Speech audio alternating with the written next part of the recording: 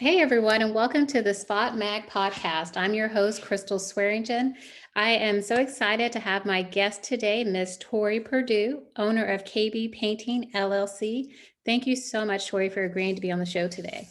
Yeah, thank you for having me. Now, Tori, I've known for a couple years, and recently, about I think it was June 2019, she said she purchased an existing business, KB Painting LLC, and I love their slogan: "When details matter, KB Painting LLC is the call to make." I think that's really important because when you're dealing with something with your house, especially interior paint or any of those things, you have to be detailed. I learned that myself after painting my daughter's room this last weekend, and the ceilings are multicolored now, but we did our best. And one of the reasons I reached out to Tori, being a business women's magazine, is I wanted to talk to her about the idea of purchasing an existing business, developing your own voice in that business, and continuing to grow the brand or maintain that brand integrity. So I'm so excited to have you on here. I think you'll have a lot of good information for our listeners to learn from. Thank you. So tell us a little bit about yourself, Tori, and what brought you to this adventure. Sure. Yeah, I started running my own business when I decided to become a realtor, and that was about 7 years ago. And I've been doing that since, but it also got me into some other fields in the home services, property management, and eventually I was working for some builders, some other types of construction industries, and it led me to a company that was a general contracting company. And I was able to learn a lot there and move forward there. And eventually I landed in paint services. And so I had the opportunity from the previous owner of KB Painting, said she was ready to retire, move on, and asked if I knew anyone who'd be interested in purchasing. And I did. It was myself. And so we spoke for a while and talked about what the company was and what she was looking to do as far as selling and what parts of it she was looking to sell. And we landed on an agreement and moved forward from there. So I've had lots of years just in home services, helping people make their homes what they want it to be, either moving into a place and renovating it or getting it ready to sell. I've kind of taken it from all roles. I love that. We're both realtors, and sometimes people think that selling real estate is just selling a home, but you've really explored the gamut of what you can do with property, like from, you said, property management, painting, working for contractors. Do you think that knowledge has really helped you in terms of owning your own home service? I'm going to call it home services. I love that name. Business with KB Painting. Definitely, yes. There's a lot of times when I would say a large majority of our clients are looking at the future, whether it is what am I going to do today to make sure that my house is in good condition when I want to sell it? What's the best product to put on here so that I don't have to do this again before I want to move? Or people actually getting it ready to sell. We've had a client just this week who needed us to come in and do touch-ups so that they can get it on the market and it can look its best. So it definitely ties hand in hand that people are looking at the relationship they have with their home in the long sense to see what they need to do with it. Whenever we come in, we're talking to them about what their goals are with their home and what they want to do. And that helps us make decisions with them as far as what paint products they want to do, what rooms they want to paint. Should they paint the closet in this room that we're painting or not? There's a lot of questions. Oh, wow. Oh, sorry, I got a little bit of background noise. Yeah, those are good, important questions, especially this time when people are spending so much more time in their home because of the pandemic. People are working from home, educating their kids from schooling at home. Are you seeing an increase of people who are looking around and saying, I want to change? Like, Definitely, yes. And I mean, I'm feeling it too. I'm spending a lot more time in my home. Not only are our homes being looked at more than we have in the past, they're also being more lived in and getting used a lot more. So maybe a space that was just basement storage now needs to be a home office. Maybe like in my case, I have two small children who are using and abusing our home. And I know that I'm just going to give it a year to let them settle down, and then I need to repaint. Oh my So, goodness. yeah, so I do see that because we in COVID are using our homes more than I think that we have in the past, and truly like living all of the aspects of our lives from our homes. People are looking around, seeing that they want to change things, are noticing that things are going to need to be kept up more often. Definitely. I think, I know personally for me, like I've had to renovate my whole basement. That was, like you said, storage, because selling real estate, we're a lot of times we work from home most of the time and we're not going out as much. And with kids doing school here, you have to have, if you have the space, it's really nice to have an independent space from all the mayhem. I looked at your Facebook page before we got on, and I love that you're always giving tips and designs and colors of the years and different things for people to learn about. What are some things that you're seeing people are putting in their houses more and more?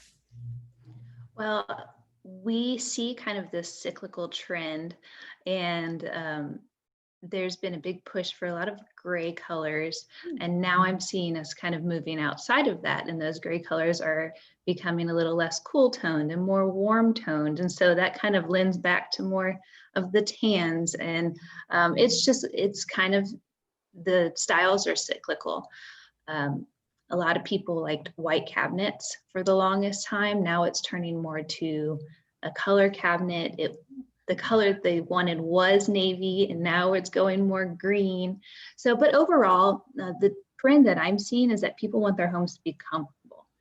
The idea of having a home that is just magazine pretty but not really functional is going away. And I think that also plays into the fact that we're living in our homes more than we were.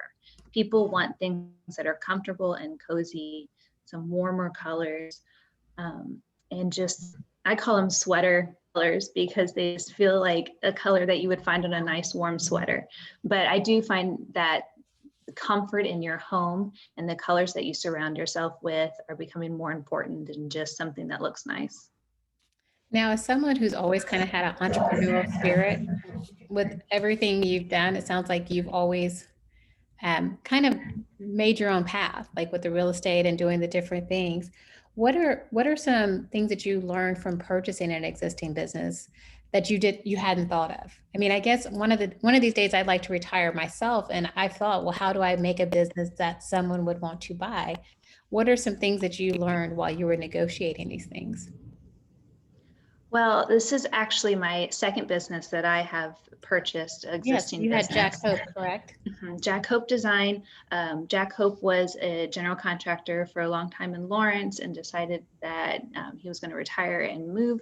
And so me and the other people who were in the business at the time decided to come together and purchase the business. So I went through that process. And then again, when I purchased KB, I went through that process again. And so going through both, what I've learned is that what really makes a company valuable for someone to purchase is the reputation and the really the database. Who is it? Who is the company known by and working with and trusted? How is it seen in the community?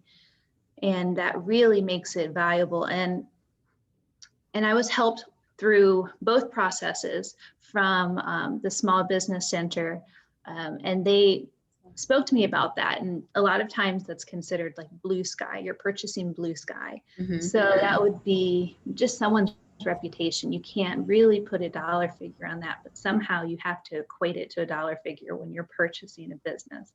And so a lot of that was how to take something that is blue sky or something that isn't figures and how to equate that to how much is that company worth. So that was a process that I had to learn, and going through it twice now, I feel like I have a pretty good handle on it. But so, and then once you purchase a company like that, how do you continue on that reputation that you just paid for? Because it's then at your job to continue that and keep the value up for what you just paid for. Yeah, that's true because, Kate had been in business, you said, for a little bit over 20 years and has an amazing reputation. For those who aren't local, we have this thing called the Best of Lawrence. And I know that KB Painting was nominated or in the top three multiple years, and they have an amazing community reputation. So how do you build on that existing reputation and still be able to put your own voice and spin on it? Or what are some things that you've learned about that? Sure. Whenever we knew that Kate had a reputation that was really great in the community, I think we're on year 8 of Best of Lawrence, and so it's a lot of pressure to keep up. But part of what we wanted to do, and she was so gracious to do this for us, was help us through the transition. We Mm-hmm. really wanted to learn how she went about her business, how she went about going into people's homes, estimating how she would communicate with people, what services she would provide that were just beyond putting paint on the wall, because there's a lot more customer service that can be done than that. And so she worked with us during our transition period and really taught us all of that. So we felt comfortable going to her clients, because at the time there were jobs that were booked that she booked that then we were going to paint. And so she helped us through that transition process so that her clients were going to get the same services that they signed up for whenever she was running the business. And really that was just thanks to her for being there to help us through that transition, because we wanted to uphold that name that she created. Well, and I think one thing that I noticed, because I kind of spy on everyone, so I'm always paying attention to detail, is she publicly passed the baton. And I think when you're looking at buying a business, especially one that has a brand identity that's well received and liked in the community, um, I think it's important to make sure that new owner is able to express who you are and how you're going to uphold their same standards of excellence so that the customers feel at peace and happy with that decision. That makes sense. Yes, and we're really grateful that she was there publicly passing on that baton. That meant a lot to us, and it still does. And we still have people who contact us and said, Kate painted our house 4 years ago. We're going to be moving. We need it repainted. And then I explain to them that we're the new owners. And then I say, Kate taught us everything. Yeah. She taught us exactly how she did things so that we can feel comfortable giving you the same service. And that makes our customers feel really comfortable.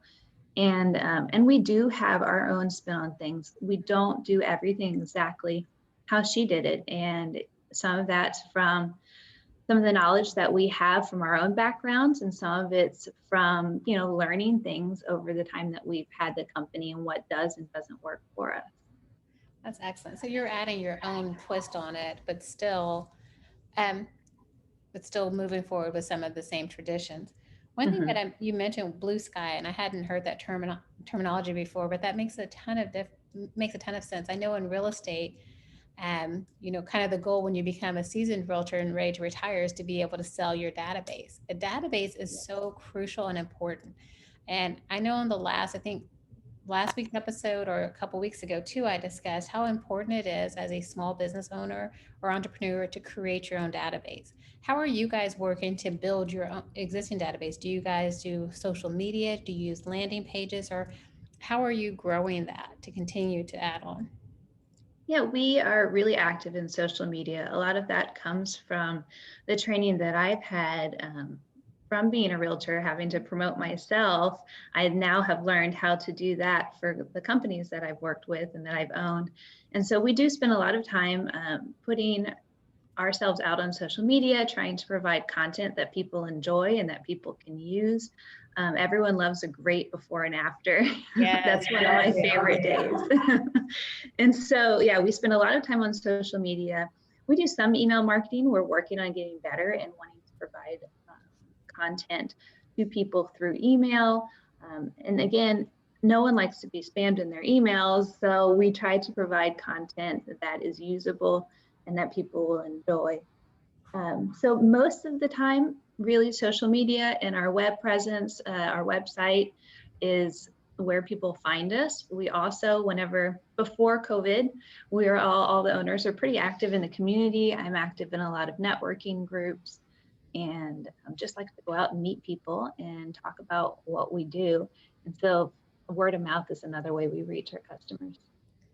Well, and I think that's so important. Like you said, with COVID, we're having to network and build relationships in new and unique ways. And being involved in those networking groups, because I know I've seen you in a couple of them that have Zoom. Like if you're a small business owner and you're in a location that has like a ABWA or a women's group or a junior league or any of those, see what you can do to be involved, even if it's just a guest pass to attend one of their virtual meetings. It's so important to get your name out there and build your credibility and exposure in the community. And I like what you were saying because I was talking to, I think it was Chanel last year on one of the podcasts, and we talked about taking your transferable skills. So if you come from real estate and you already know how to market and brand yourself, use that same skill in your new business to continue to grow on. Well, I am so excited to see what you guys could get accomplished. I'm very excited. And for you guys who don't know, so when I owned Crystal Spot, when we were open, Tori came in one day and this lady does not sweat under pressure. Her husband said, "You know that she sings?" And I was like, "I did not know that she sang." And she got on the stage and has the most amazing voice.